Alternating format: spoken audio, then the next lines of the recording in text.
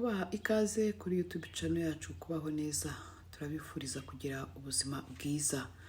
Mu kiganiro cya none rero tukaba tugiye kugaruka ku kibazo abantu benshi batubajije kijyanye no kwikinisha. Ese biterwa n'iki? Bigira ngaruka ki? Dr. Anicet Nzabonimpa agiye kubigarukaho. Nibyo koko ikintu cyo kwikinisha usanga kwiki gihe abantu bagifata ku buryo butandukanye ariko hakaza n'ikintu cyo guwenda abantu bagira ubwoba bavuga wenda kwikinisha hari ingaruka byabasigiye ndetse ugasanga wenda abantu bamwe bafite ikibazo wenda ku bijyanye n'ubuzima bw'imyororokere bwabo kutabyara se cyangwa wenda utubazo babona wenda ku bijyanye n'imyanya y'imyororokere bakabisanisha no kwikinisha. Mvuze mu magambo wenda avunaguye kwikinisha n'iki cyangwa bitangira byari bisanzwe normal cyangwa biva hehe ngira ngo kwikinisha buriya ni ibintu biba muri kamere y'umuntu muri kamere y'umuntu kubera iki buryo umwana avutse abana b'ibitsina byose yaba abahungu n'abakobwa agenda azamuka navuga mu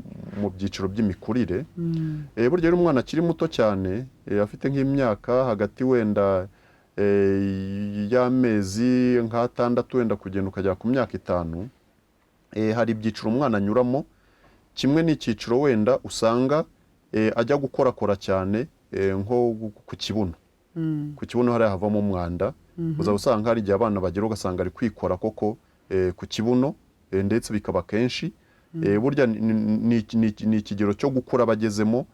koko abajya kureba hariya hantu ni iki kandi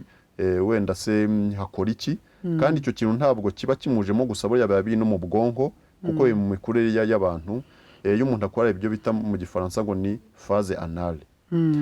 hari n'ikindi cyiciro ageraho noneho gikurikirana n'icyo ngicyo none umwana akageraho yikora ku gitsina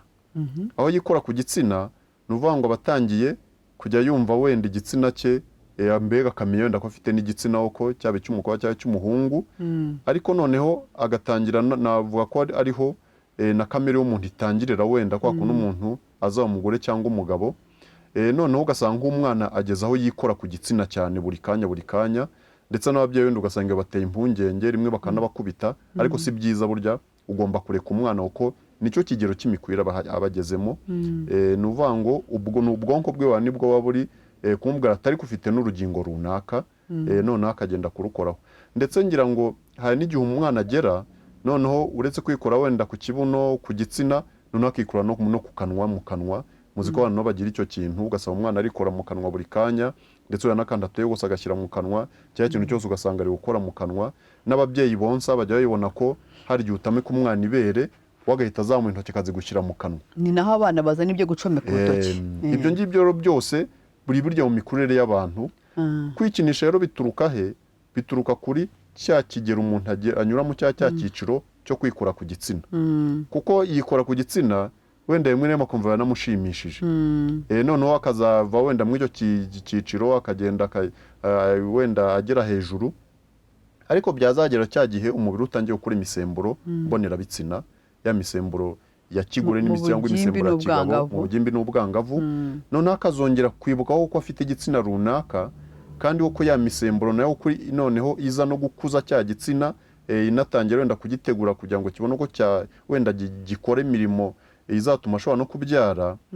mu bwonko bwa muntu akibuka ko igitsina gihari akenshi no akenshi nko kwikinisha bitangira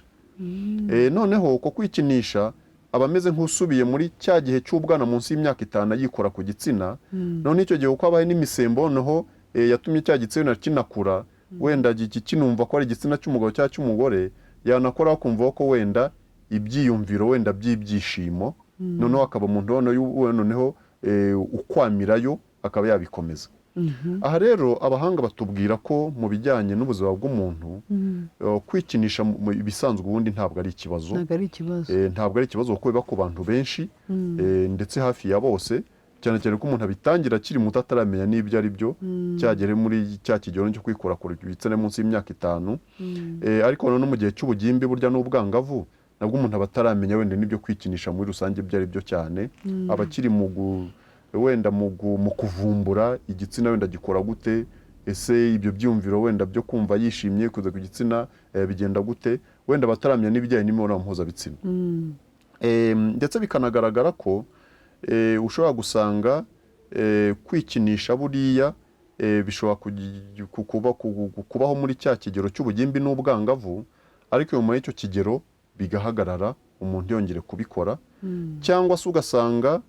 nyuma ya cya kigero umuntu hanibuke kubyeze binamubaho. Niho rero noneho abantu banavuga ko buriya kwikinisha bishobora kubaho binatewe n'umuco w'abantu buriya. Ndatanga urugero nk'umuco wenda w'ikinyarwanda, umuco nyarwanda wa kera, aho abakobwa wenda bageze mu gihe cy'ubwangavu babajyanaga wenda kwa ba nyirasenge, cyangwa hagati y'abakobwa babo bakajya wenda gukora uriya muco wo guca imyeyo.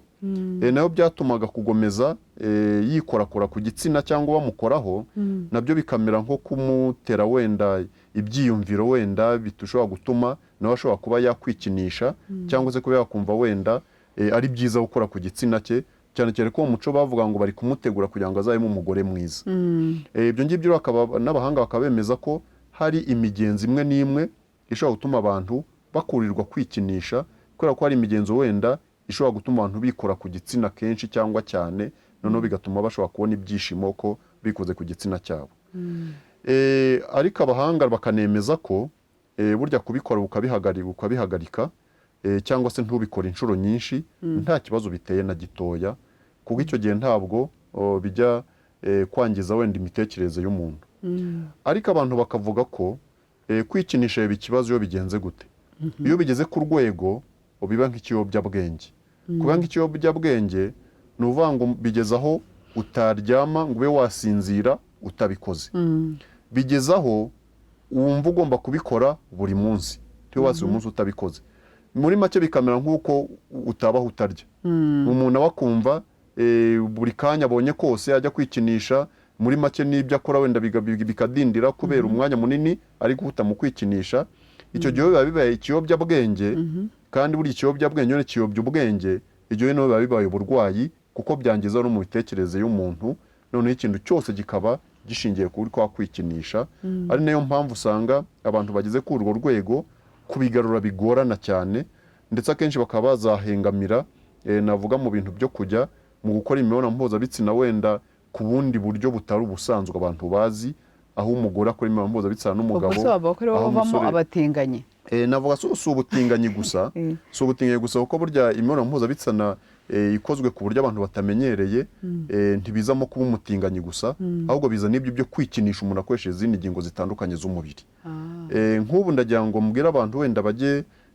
banabireba wenda cyane nk'ababyeyi bakurikirana n'abana babo, kuko umwana hari nk'imico ashobora kugaragaza ukabona ko ari ahantu ari guhengamira hatari heza, cyane cyane ugasanga nk'ubu abantu cyane cyane nk'imico mu bihugu bitandukanye, usanga ari imico usanga wenda nko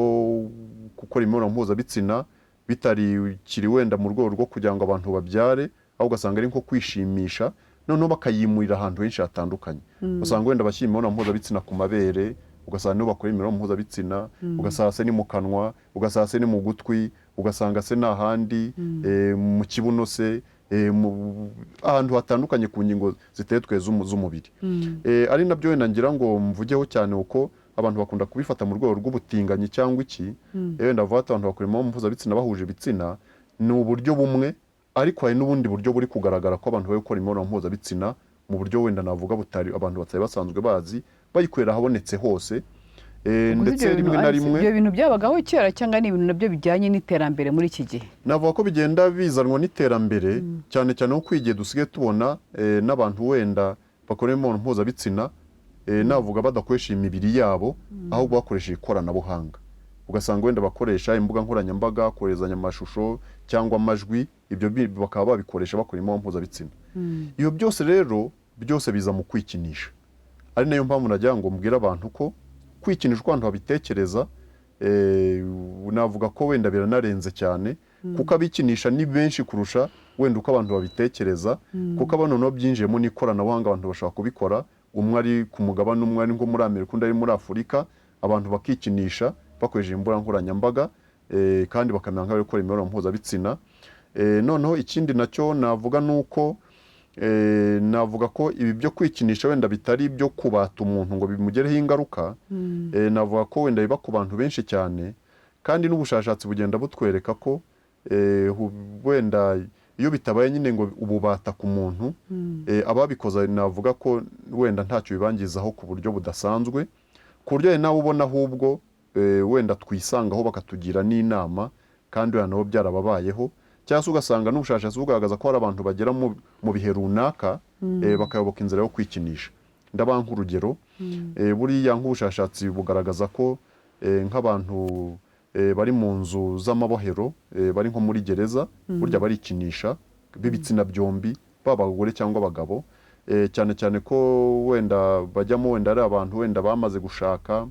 yaramenyeye gukora imibonano mpuzabitsina, yagera wenda muri gereza akamara umwaka umwe, 2, 3, 5, 6, 8, 9, 10, cya gikorwa atakibona, noneho agashakisha ubundi wenda ashobora kuba yabigira akoresheje ibyo ashoboye kubona. Noneho niho abantu ushobora gusanga wenda bikinisha mu gihe bari wenda nko mu bihe bari nko muri gereza, igihe sari igihe kibiza, umuntu wenda akaba atabona na mugenzi we, igihe se umuntu wenda afite akazi akaba akora kure ya mugenzi we. Muzi ko abantu hari igihe bashobora kugenda akajya nko kwiga akazamara nk'imyaka 2 ntiyatagarutse mu rugo, noneho ugasanga ibyo byose biratuma abantu bashobora kwikinisha. Ndetse hari n'imirimo runaka ishobora gutuma wenda abantu bajya muri icyo gikorwa, nk'imirimo ishobora gutuma umuntu atinda nko gushaka cyane, kandi wenda icyo gikorwa wenda umubiri ukimwaka, cyangwa se n'imirimo wenda ituma abantu badashobora wenda kwegerana n'abantu wenda bagombye gukorana icyo gikorwa. Rero icyo navuga ni uko kwikinisha bibaho kandi ku nzego zose z'abantu. Bishobora kubaho ku bana bakiri bato bataramenya n'ibyo ari byo, bishobora kubaho ku rubyiruko, cyane cyane abantu bageze mu kigero cy'ubugimbi n'ubwangavu, cyagiye ya misemburo iri kubatwika, noneho ko muri kwa kubatwika bigatuma wenda banikinisha, cyane cyane ko iyo gihe baba batafite n'ubushobozi wenda bwo kuba bakora imibonano mpuzabitsina, kuko akenshi imibonano mpuzabitsina burya iragurwa. Nk'abana bato rero hari igihe bayikora bikinisha kugira ngo birangire aho ngaho. Ariko noneho mu byiciro by'abantu bakuru ndetse no mu bashatse ingo bikagaragara ko bashobora kwikinisha wenda mu gihe runaka atari kubana n'uwo bashakanye. Gusa sinabura kuvuga ko hari igihe biba ikibazo gikomeye, nk'igihe ubonye nk'umuntu wikinisha kandi abana n'uwo bashakanye. Icyo gihe bishobora guturuka ko wenda byamaze kumubaho nk'ikiyobyabwenge, kikaba uburwayi, ku buryo noneho ushobora gusanga n'umuntu wenda ashobora kubikora amaze no kubona n'uwo bashakanye, ariko ntagire aho yifuza, bigasanga ajye kwikinisha. Ndetse hakaba n'abandi navuga bashobora kubikoresha nk'intwaro yo kugira ngo wenda bagaragare neza muri bagenzi babo.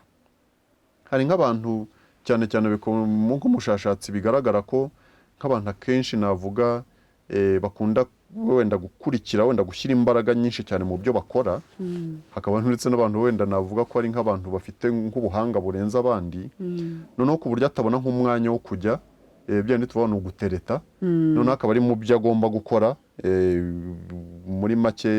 wenda ku masomo, mu bushakashatsi, umurimo we akawujyaho cyane, no bigatuma kugira ngo arangize wenda ibibazo bijyanye n'ibyiyumviro bye by'imyororokere abirangiza yikinishije kugira ngo adata umwanya. Hakaba n'abandi bantu ba kabiri ubu navuga ko bashobora gukora ikintu cyo kwikinisha muri ya gahunda navuga ko ari nk'iyo kuboneza urubyaro. Hari abantu nabo ushobora gusanga afite ubwoba bwo kuba yabyara umwana, ubwoba bwo kuba yabyara umwana cyane cyane muri sosiyete zimwe na zimwe, aho umwana usanga ari nk'umutwaro, aho ubyara umwana bigasaba wenda kutabona umukurerera, ugira gute ugasanga urahagarika akazi kugira ngo ubone uko wita kuri wa mwana. Kandi hakaba koko sosiyete ubona ko iyo udakoze inshingano ngo ukurikirane wa mwana wawe, n'ubuyobozi cyangwa inzego z'umutekano zishobora gukurikirana ko zikaba wenda zanaguhana cyangwa banagufunga. Aho rero usanga hari abantu nabo bayoboka inzira yo gukora wenda kwinezeza, ariko ntibabe babyara umwana, no bakayoboka inzira yo kwikinisha, bakabikora nk'uburyo bwo kuboneza urubyaro, ariko byumvikane ko biba bibaye ikintu umuntu yitabaje kubera ubwoba afite wenda bw'umuzigo wo kurera umwana, byumvikane ko bitari ibintu wenda navuga byateguwe n'umubiri neza. Kwikigiyeho ku bijyanye n'ikoranabuhanga, ngira ngo hari n'abantu bakunda kubisoma ku mbuga nkoranyambaga, abahanga ho bari gukora navuga nk'abagore cyangwa abagabo navuga b'ibibumbano cyangwa batari abantu, bakunda kuvuga ngo ni bya Sofiya. Ngira ngo hari n'abahanga wenda bari gukora ubushakashatsi bashaka kuvuga ati aho kugira ngo ugiye gushaka umugore wenda azagusuzugure cyangwa se uzamutange ibintu byinshi, abandi bagatinya gatanya ziriho kw'iki gihe, abandi bagatanya wenda kujya gutereta nk'umuntu akakwanga, noneho ugasanga hari n'abavuga bati aragenda agure wenda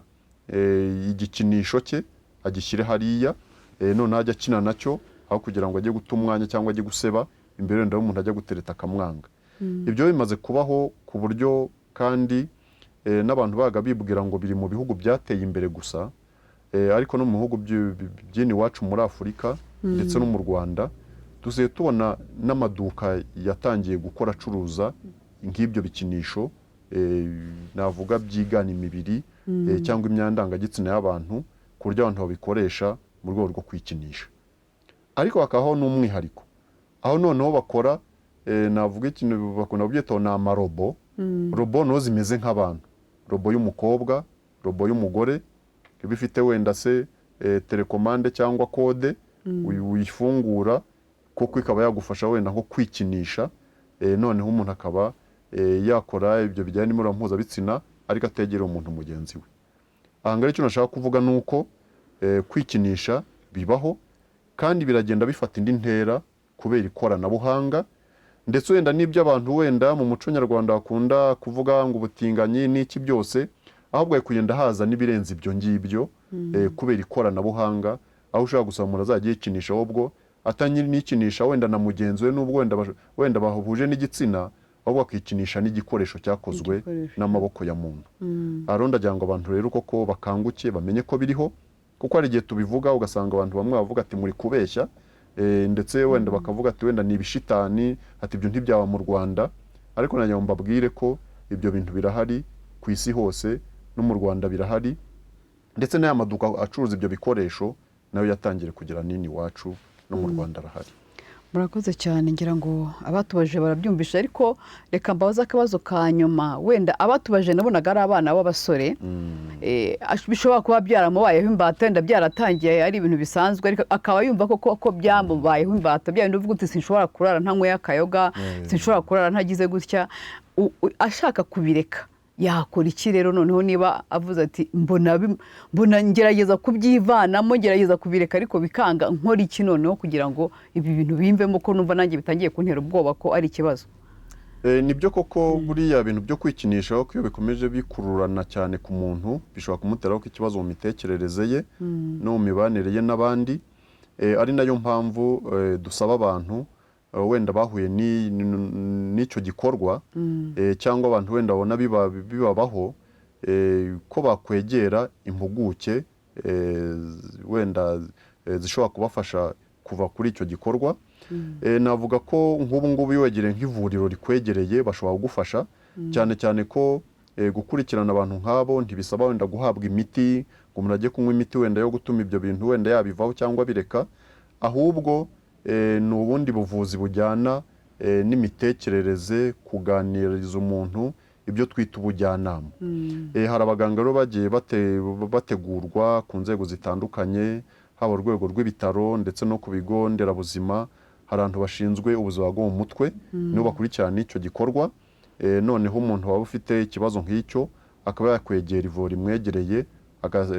akegera serivisi y'ubuzima bwo mu mutwe, bakaba bamufasha. Nanamara impungenge abantu, ntabwo serivisi z'ubuzima bwo mu mutwe zivura abantu bafite ibibazo byo mu mutwe, wenda mbare gukoresha wenda iryo jambo abo kera bita wenda ngo abantu bafite wenda ngo ni ukuvura ibisazi, ntabwo ari byo. Ko umuntu yajya kwivuza Indera, ko umuntu yajya kwifuza wenda ku ivuriro runaka, ko umuntu yajya kureba serivisi y'ubuzima bwo mu mutwe, ntabwo ari kujya kwivuza uburwayi bwo mu mutwe gusa, ahubwo umuntu ashobora kujya kwivuza ibyo bintu bituma wenda yagira imyitwarire wenda abona imubangamiye, imitekerereze wenda itari myiza, gutekereza se nabi, kurota nabi se, igikorwa nk'icyo nko kwikinisha, ibyo bintu byose umuntu ashobora kwegera umuntu wize iby'ubuzima bwo mu mutwe akamufasha, kumugira inama, bakamuganiza, bakamuha ubujyanama y'uko yakwitwara kugira ngo ibyo bintu koko birangire. Ikindi navuga ni uko abantu batagira impungenge kuba umuntu yarikinishije wenda ngo bizamwangiriza ubuzima 100% wenda ngo ntabyare, ngo abe ingumba cyangwa agire imyitwarire itari myiza, kuko iyo yegereye umuganga akamufasha wabihuguriwe, ibyo bibazo birarangira bigashira, umubiri ukongera gukora neza, kandi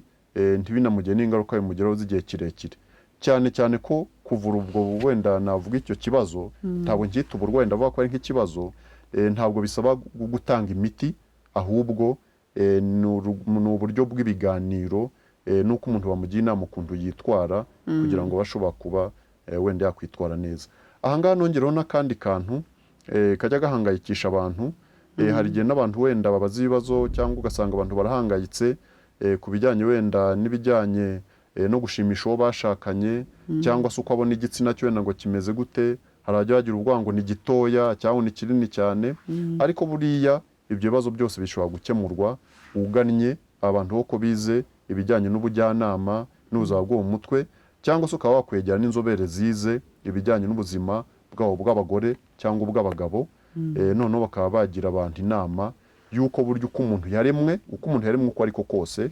igitsina wenda afite uko cyaba kingana, cyo cyaba gikora, cyangwa uko yaba afite ibyiyumviro bijyanye wenda n'uburembonerabitsina, uko yaba ahagaze kose, abaganga baramufasha akayaha ubuzima bwiza kandi akishima agashimisha n'uwo bashakanye. Murakoze cyane. Turamushimiye cyane Dr. Anicet Nzabonimpa, nanizera yuko abatwandikiye badusaba ngo tuzakore ikiganiro ku kwikinisha, nizere yuko mwasobanukiwe kandi mukaba mugiye gufata ingamba zituma mushobora kugira ubuzima bwiza,